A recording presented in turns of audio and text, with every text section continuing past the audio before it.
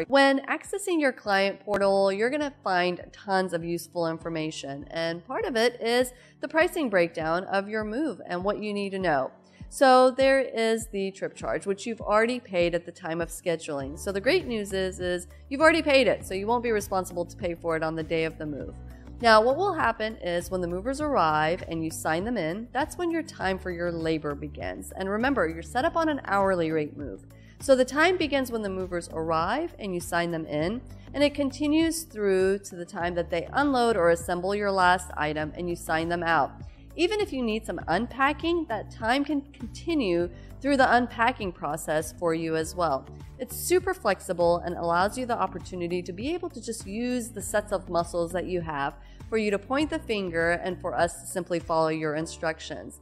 Now, in between the 2 locations or 3 locations, if you want to make multiple stops, it just simply becomes a continuation of that hourly rate. Additional services may also include things like pianos, pool tables, large safes. So it's always best to communicate with your stress-free superhero and let them know exactly what it is that you need help moving, and they can go through the logistics and make sure that those are all set up for success.